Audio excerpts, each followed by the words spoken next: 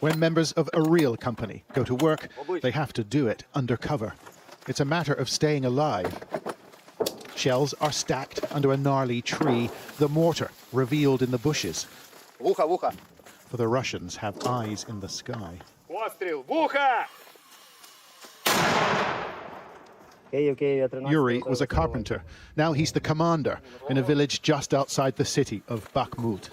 Here in Bakhmut is the hottest point on the line. 24 hours per day, we have attacks on our positions. This area is a veritable kill zone, raked by artillery and small arms fire. And Yuri knows the Russians will reply. I think we need to go down. Like a game of hide and seek, the unit retreat to the bunker. It's a place to sleep and store their arms. Our enemy have many weapons and artillery. We don't have a lot of artillery. We have most of the times we have problems with tanks and artillery. The Russians began to shell the area, a speedy response to Ukrainian fire. Oriel Company was stuck underground. Up. Ooh, that was close. Yeah, that was close, maybe closer. Outgunned by the enemy, they've been making their own weapons here, off-the-shelf drones with explosives attached. I asked my friend, they are a pilot on the quadricopter, and I asked, drop a present in this hole, and we have success.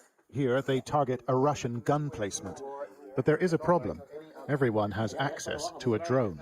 But Russians now use this too. We show them example, and they're learning from you. They learning, and they After the Russian barrage, we return to the surface. The commander keen to take us to a town called Solidar. Every single building has been damaged or destroyed, like a scene from the Second World War. Like Stalingrad, because we have maybe 90% of buildings are demolished. Yeah. Like Stalingrad, we call them Stalingrad, but it's Solidar. It's a grim joke in a region where the Ukrainians are losing ground. Their troops now building trenches around the city of Bakhmut. But the commander says he isn't worried. The Russians are using mercenaries from a private military company called Wagner, and they're paying a terrible price.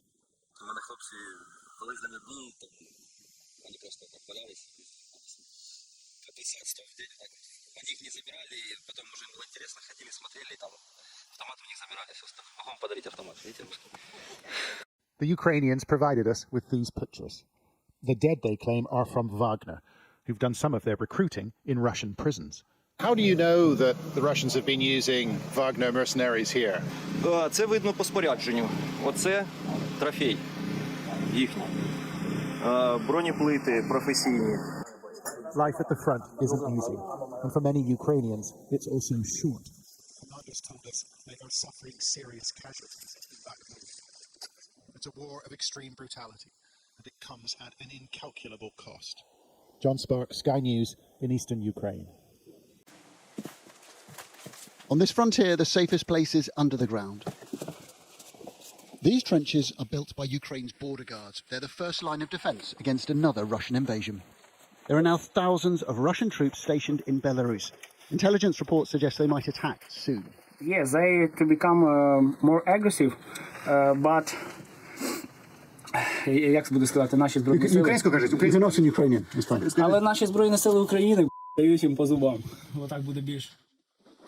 Belarus is just a few kilometers away, viewed through the sights of a heavy machine gun. Russia can fire shells directly into this area from its mainland, and it does every day. It's an unpredictable place. Suddenly they see a Russian military vehicle nearby. We're told to run. Up here, hidden from sight in the woods, they prepare and practice, and that process is intensifying. Зараз ми готуємося ще краще, ще більше. Ми збільшуємо наше інженерне облаштування державного кордону для того, щоб зупинити противника прямо на державному кордоні, не допустити заходу на територію України. Що означає, як підготуєтеся все? На нас не звертайте увагу. They trust in this, a British-made anti-tank weapon, but repelling a Russian convoy would need a lot of these. We want many weapons. We need many weapons because we are their first line. If Russia does attack attack, these border guards will confront them first. They do have a variety of weapons here, but they don't have enough. It's time to leave the base. Bomber the dog comes to wave us away. Well, we are just a few kilometres from the border. There's a minefield on that side of the vehicle. We just heard incoming fire coming from Russia. 6 months ago, the Russian troops abandoned these roads. If they were to come back to invade through Belarus, this is the terrain they would need to conquer. It's only 8 months since the Russians last poured troops across the border. The nearest town was occupied and battered. The scars are still obvious. We found an unexploded rocket lying in the woods, and there's a trail of charred buildings. The smell of burning still hangs in the air. But the damage runs deeper. Nina shows me the cellar where she plans to go if the Russians return. This is where you would hide. Я ж думав, а без цей погреб, да ну без цього було. Так можем на низу, так не так. А если сюда попадем, уж провалится и все. Такое вообще немає. А психика уже вообще нарушена полностью. Я ж кажу, що це Україна кому зробила? Та нас такі люди вообще. Живуть у мірі. Peaceful people who live in a volatile place, now shaped by the echoes of Russian aggression. And every day, they wonder if it will happen again. Adam Parsons, Sky News, Northern Ukraine.